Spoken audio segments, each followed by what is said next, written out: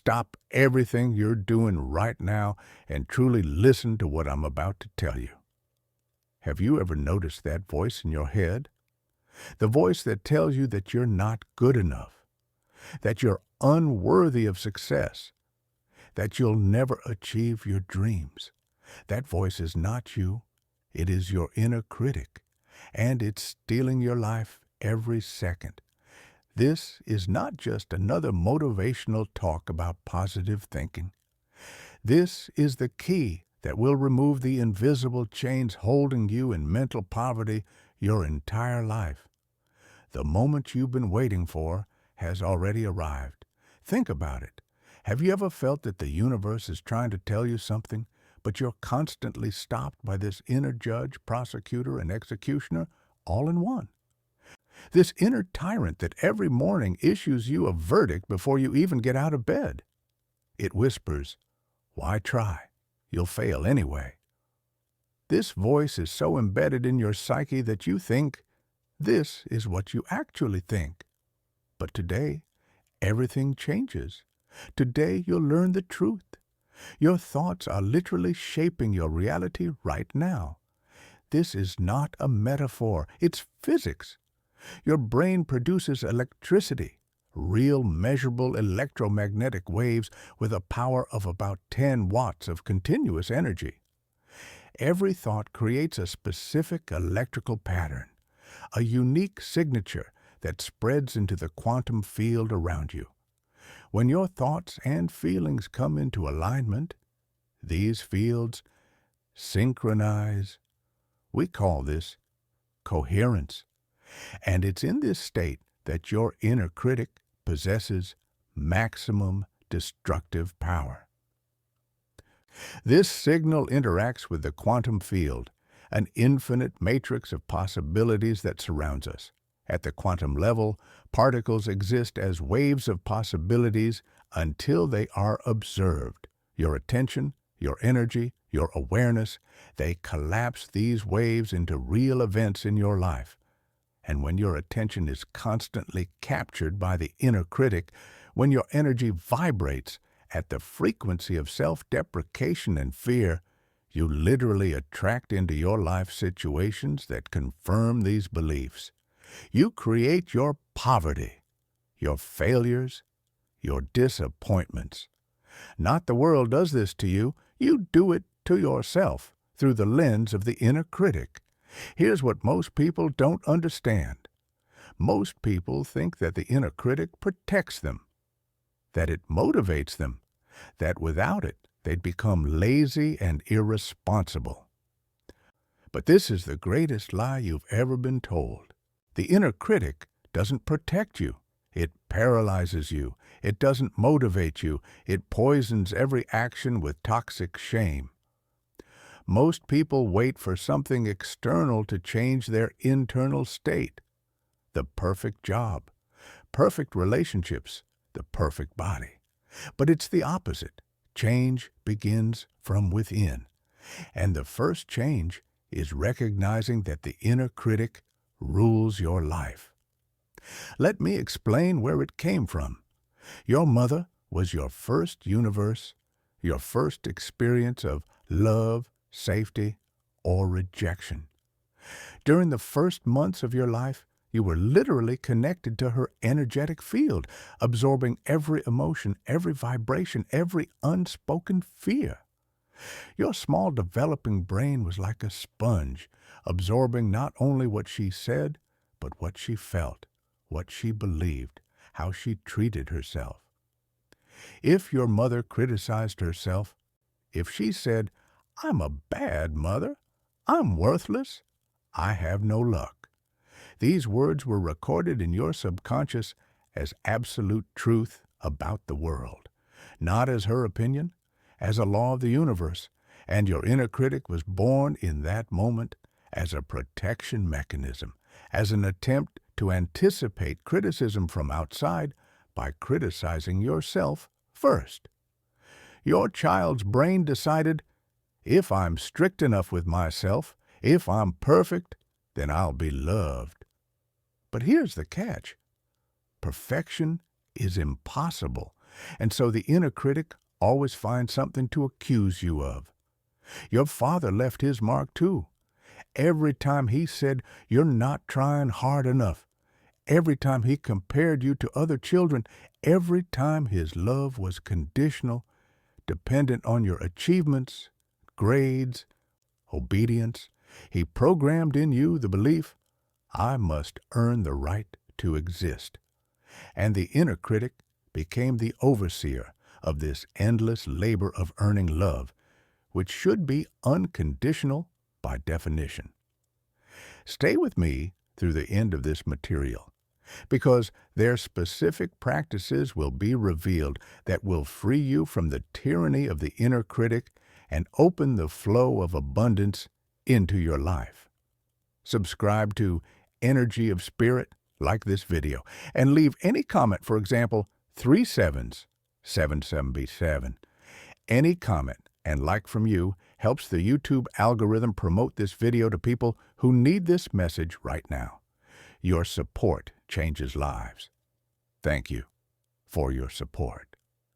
First obstacle, the language of self-deprecation. Listen to how you talk to yourself right now. There's a continuous monologue in your head, and most of you don't even realize its content. But when you start paying attention, you hear this. I'm so stupid, I messed everything up. Nothing ever works out for me. I'm a failure. I'm unworthy. I'm ugly. I'm weak. These words, these damned words you repeat to yourself 1,000 times a day. When you speak, even mentally, I'm stupid. This word carries a specific energetic frequency.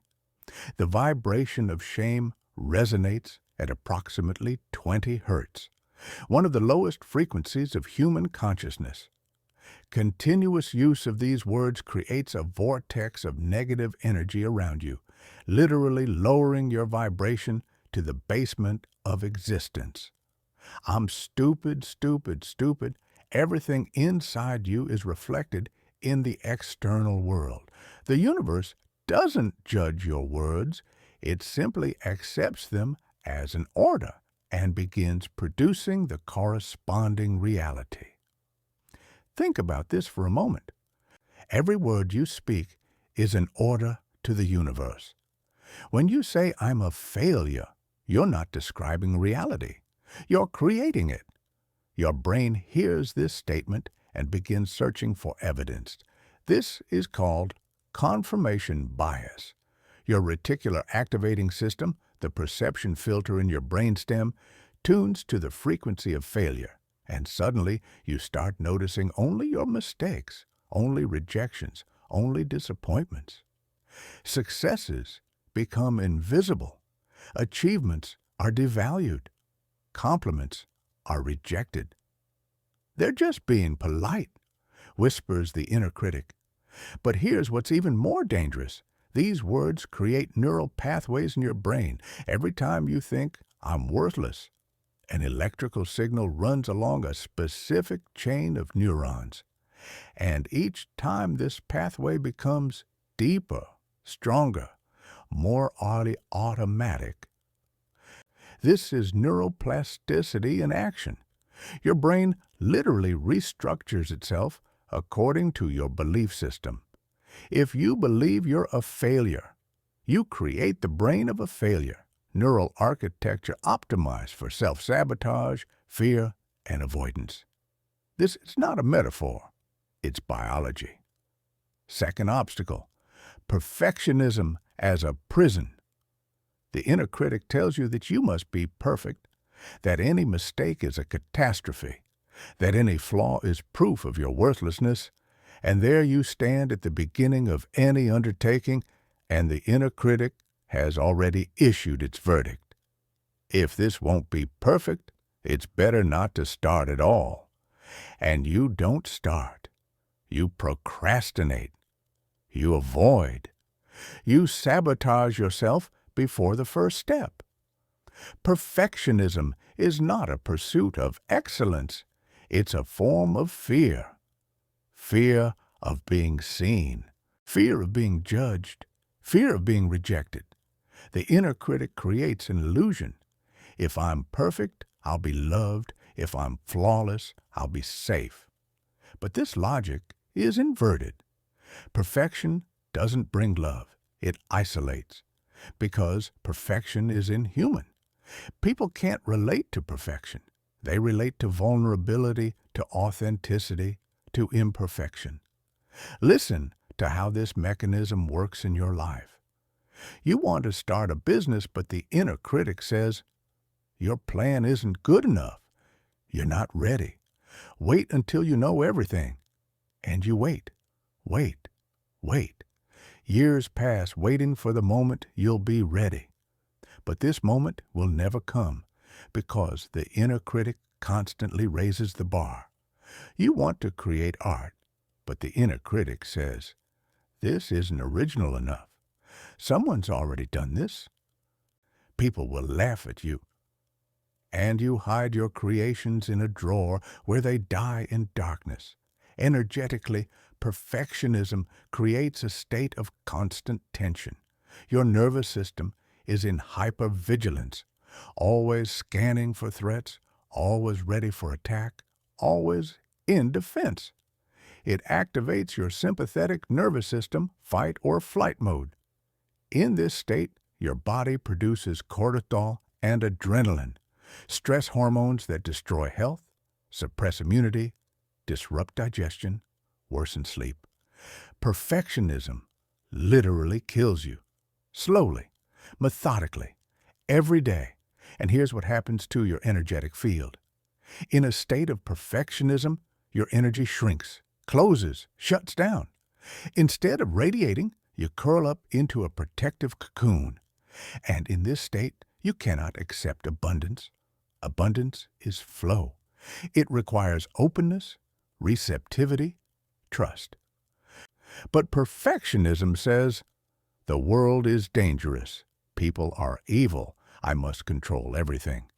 And you try to control, but you can't control life. You can only suffocate it. Third obstacle, comparison as a weapon of self-destruction. The inner critic loves comparisons. It constantly puts you next to other people and shows you how you lose. Look at her. She's more successful than you. Look at him. He's richer than you. Look at them. They're happier than you. And you? You're a failure. Social media has turned this torture into a 24/7 industry. You scroll the feed, and the inner critic comments on every post. She's on vacation in the Maldives, and you're sitting in a one-room apartment. He bought a new car, and you take the metro. She has perfect relationships, and you're alone. But here's what no one tells you. Comparison is a cognitive distortion. You're comparing your internal reality with all your fears, doubts, pain to other people's external presentation. You're comparing your behind the scenes to their highlights. This isn't just unfair, it's impossible, because you never know what's really happening in their lives. That woman in the Maldives might be in deep depression. That man with the car might be in massive debt. Those people with perfect relationships might be divorcing next month. Listen to how comparison destroys your vibration. Every time you compare yourself to someone and find yourself worse, you send a signal of shortage into the quantum field. I don't have. I'm lacking. I'm insufficient. And the universe, which doesn't understand words but only vibration, hears shortage and creates even more shortage in your life. This is the law of attraction in its most toxic form. Comparison also activates envy, an emotion that vibrates at a very low frequency. Envy literally poisons your energetic field. It creates contraction in the heart chakra, the center of love, compassion, connection. When your heart is closed by envy, you can neither give nor receive love. You can neither give nor receive abundance. Because abundance is heart energy. It comes not through the mind, but through the heart. And the most destructive part, comparison robs you of your uniqueness. You are a unique expression of universal consciousness. There has never been and will never be another like you. Your talents, your gifts, your perspective, they are absolutely unique. But the inner critic tries to squeeze you into someone else's standards. Be like him. Do as she does. Achieve what they have. And you lose yourself. You become a poor copy of someone else instead of being the authentic version of yourself. And in this betrayal of yourself, you lose access to your true abundance. Fourth obstacle, rejection of praise. Someone gives you a compliment. You did a great job on this project. And what does your inner critic do? It instantly rejects it. They're just being polite. They don't know how many mistakes I made. If they knew the truth, they wouldn't think that.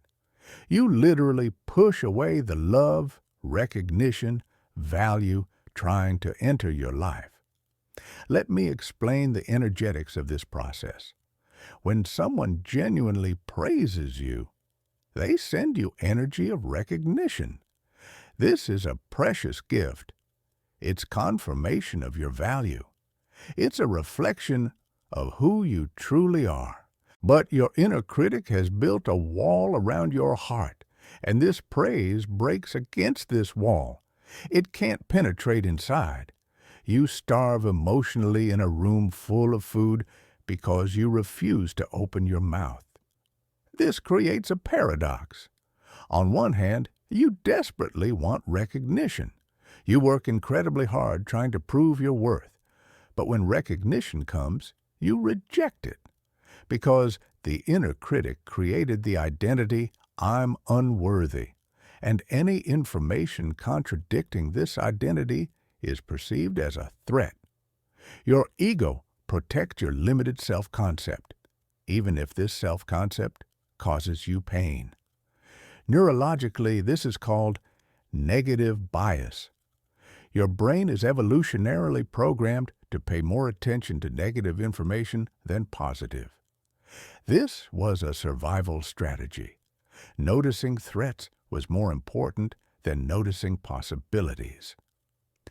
But in the modern world, this program works against you. You can receive 10 compliments and 1 criticism, and what will you remember?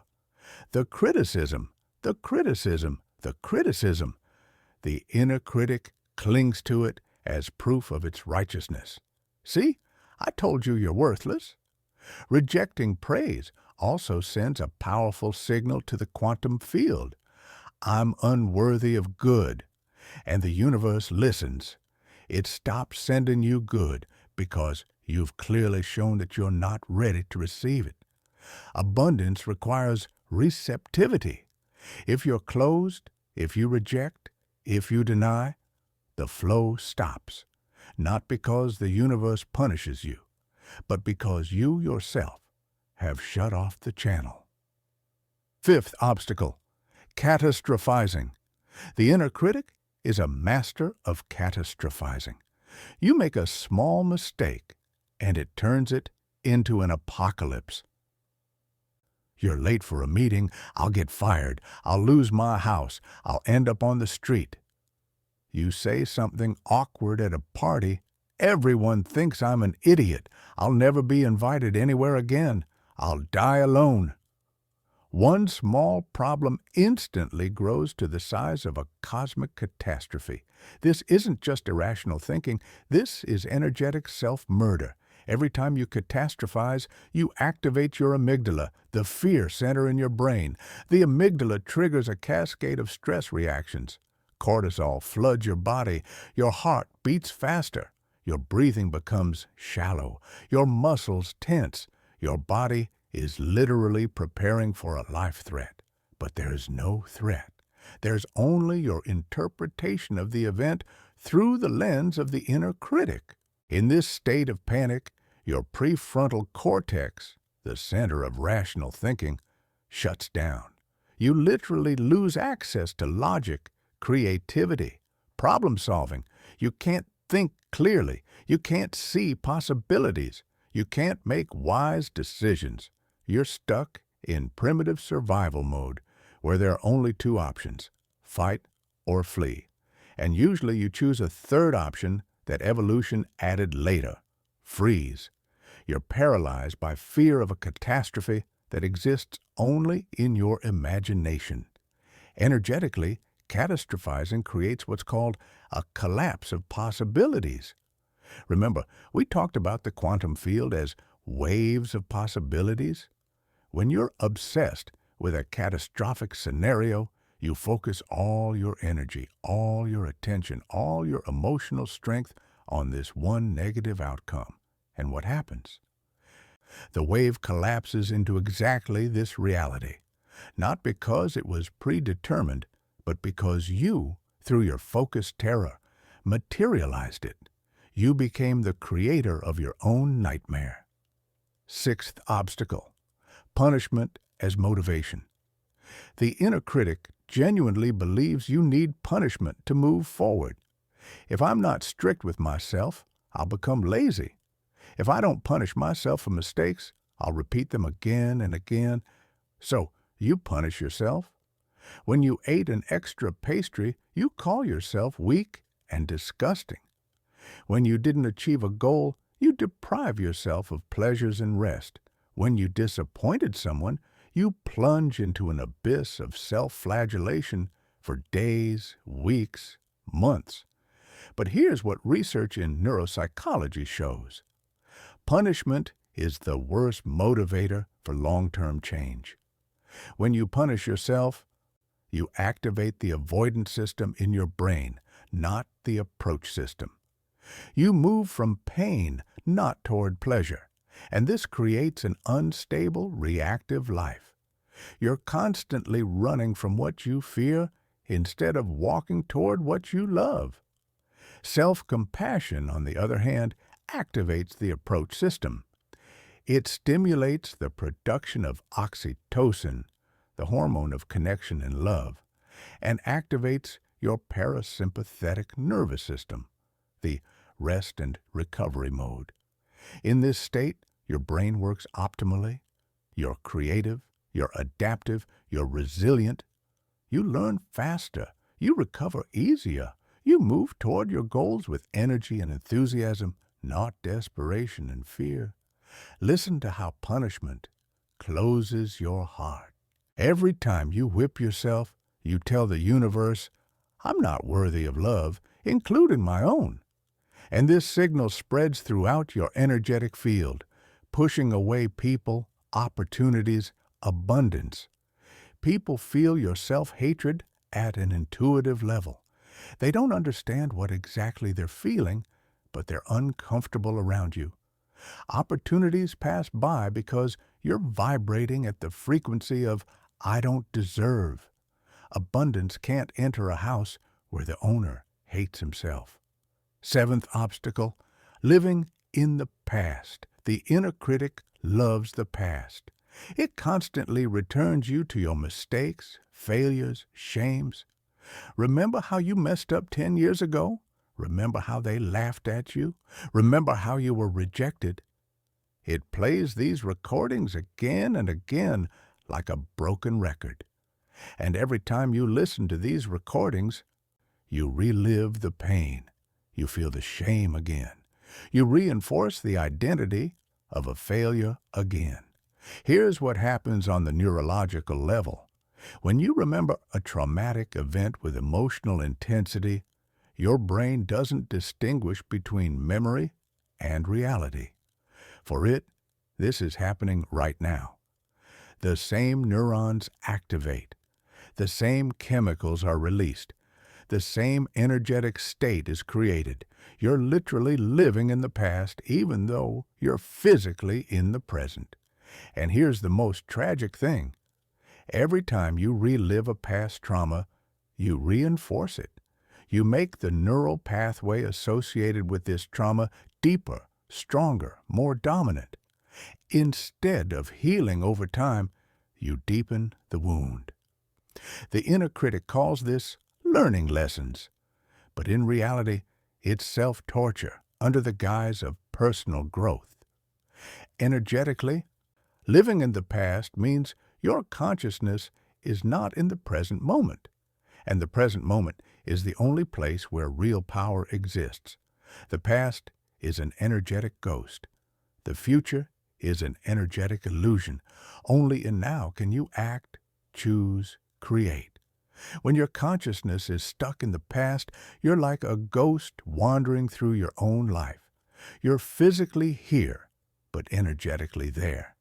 And in this split, you can't manifest anything new because all your energy is locked in the prison of the past. The path to healing. The first step to freedom is radical honesty. You must be ready to look at the truth without filters, without excuses, without defense mechanisms. The truth is that you've allowed your inner critic to rule your life, not because you're weak, not because you're stupid, but because no one taught you another way. You didn't know there was an alternative to this inner tyrant. Now you know. And knowledge is the first step to freedom. You can't heal what you refuse to feel. The inner critic made you afraid of your emotions. Don't be sad, it's weakness. Don't be angry, it's wrong. Don't be afraid, it's shame. So you suppress, ignore, hide your feelings, and they accumulate in your body like toxic waste, poisoning your energetic system. Healing begins when you start to feel everything without judgment, without criticism. Just feel. The second step is awareness. Awareness is the first step. Without awareness, there's no choice. You automatically react to the inner critic's programs like a robot executing coded commands. But when you start to become aware, wait, this is the voice of my inner critic, not my true essence. In that moment, space is created, space between stimulus and response, and in that space lives your freedom. With awareness comes the ability to choose. Listen to this voice or ignore it. Feed it or starve it.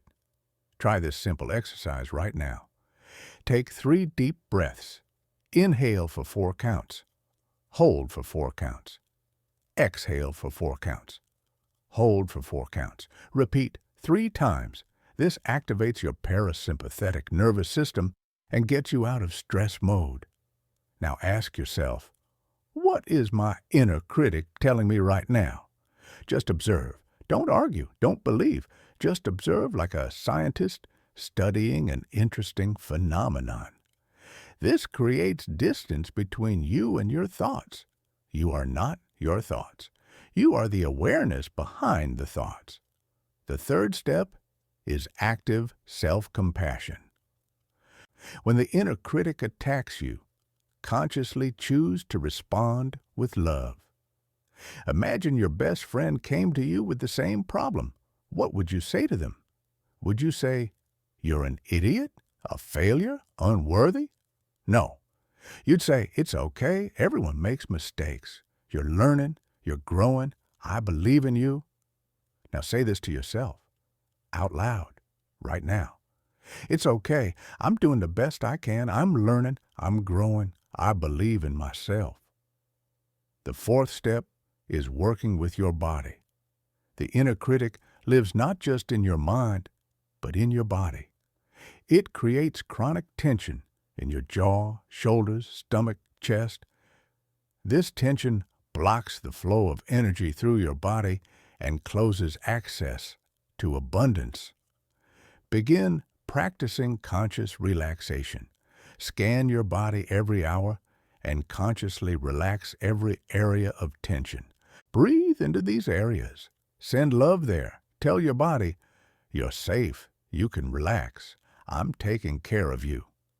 The fifth step is practicing gratitude. The inner critic focuses your attention on what you don't have, what's wrong, what's bad. Gratitude is the antidote.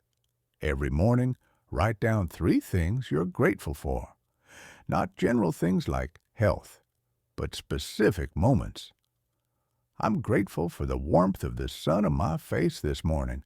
I'm grateful for the smile of a stranger in the store. I'm grateful that my heart beats without my effort. This practice reprograms your reticular activating system to the frequency of abundance, not shortage. New words of power. Words are spells. They create vibration that shapes reality. Here are replacements that will change your energetic signature. Instead of, I'm unworthy, I'm an embodied expression of universal value. Instead of, I'm a failure, every experience teaches me and brings me closer to success. Instead of, I'm not good enough, I'm perfect in my imperfection. Instead of, no one loves me, I'm worthy of love simply because I exist. Instead of, I can't do this, I consciously and intentionally create my reality. List of affirmations for daily practice. I accept myself completely and unconditionally. My inner critic is an old program I'm rewriting. I choose self-compassion instead of self-criticism. Every mistake I make is an opportunity to grow. I'm worthy of abundance in all forms. My body is a sacred temple of my soul. I trust the wisdom of my heart. I release the past and open to the present. I allow myself to be imperfect. My uniqueness is my greatest gift to the world. I speak to myself with love and respect. I deserve all the good that comes into my life.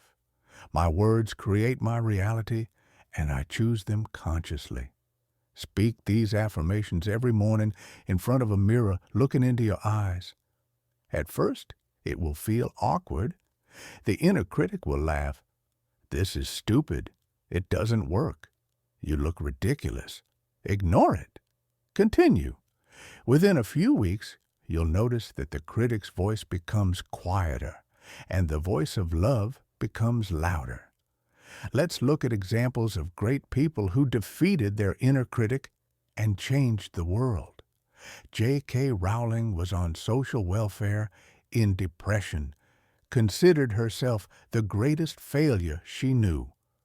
Her inner critic said, "You're a divorced single mother with no money. Who do you think you are to write books? No one needs this." But she made a choice to write, despite this voice. Harry Potter was rejected by 12 publishers. 12 times her inner critic could have said, "See, I told you you're talentless." But she continued. Today, she's one of the richest writers in the world. If she'd listened to her inner critic, millions of children would never have known the magic of Hogwarts. Oprah Winfrey grew up in poverty, experienced sexual abuse as a child, faced racism and sexism at every step of her career. Her inner critic was programmed with messages, a black girl from a poor family won't achieve anything. But she chose a different belief. I can transform wounds into wisdom. She became one of the most influential women in the world, a billionaire, philanthropist, inspiration to millions. She said, "The greatest discovery of all time is that a person can change their future by changing their attitude." She defeated the inner critic through the choice of attitude. Steve Jobs was expelled from the company he founded. His inner critic could have said, "You failed. It's over. You're worthless."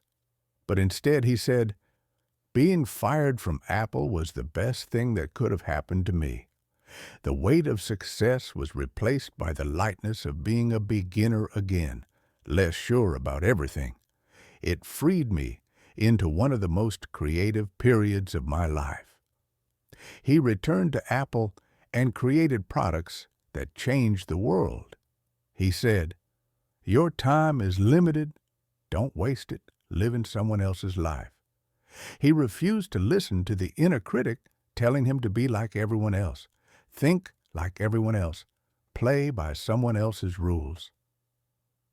These people weren't free from the inner critic, but they made a choice not to let it control their lives. And you can make the same choice right now. Your life is not happening to you. It's responding to you. Every thought, every word, every emotion. This is a vibrational signal you're sending into the quantum field. And the field responds, materializing a reality corresponding to your vibration. When you allow the inner critic to dominate, you send a signal of shortage, unworthiness, failure, and you get exactly that. But when you choose self-compassion, self-acceptance, self-love, you send a signal of abundance, and abundance begins to flow toward you. You are exactly where you need to be right now. Every trial, every pain, every moment when the inner critic almost destroyed you, all of it prepared you for this moment. The moment of awakening, the moment when you say, enough. I'm no longer a puppet in the hands of the inner critic. I'm the creator of my reality. I'm a conscious being with unlimited power. I choose love over fear. I choose faith over doubt. I choose abundance over shortage. Your future is not determined by your past. No matter how many years you listen to the inner critic, no matter how deep it's dug into your psyche, no matter how many times you tried and failed, right now, in this very moment, you can make a different choice. And with each new choice, you create a new neural pathway. With each act of self-compassion, you weaken the critic's power. With each moment of awareness, you reclaim your power. Trust the process. Trust your path. Transformation doesn't happen instantly. It's not magic. It's work. Sacred. Beautiful. Transformative work. There will be days when the inner critic will scream louder than ever. This is normal. It's a sign that you're close to a breakthrough. The old program is fighting for survival. Don't give up. Continue. With each day of practice, the voice of love becomes stronger and the voice of the critic becomes weaker. Until one day you wake up and notice, I haven't heard the inner critic for several days. Instead, I hear the voice of wisdom, compassion, love. This is your true voice, the voice of your soul. Right now, something wonderful is making its way to you. The abundance you deserve, the love you're worthy of, the success that's meant for you. But it can't enter while the door is closed by the inner critic. Open the door. Say, I'm ready. I'm worthy. I accept. And watch your life begin to change, not someday later. Not when you become better, right now. Because you're already good enough. You've always been good enough. The only thing preventing you from seeing this was the inner critic. And now, you know the truth. Choose your thoughts carefully. Choose your words intentionally. Choose your feelings consciously. These choices create your future. Every moment is a new opportunity. Every breath is a new beginning. You're not stuck. You're not broken. You're not hopeless. You're on a path of transformation, and this path leads to freedom, abundance, joy, which are your divine birthright. Walk it with faith, with courage, with love for yourself. The universe supports you, always has, always will.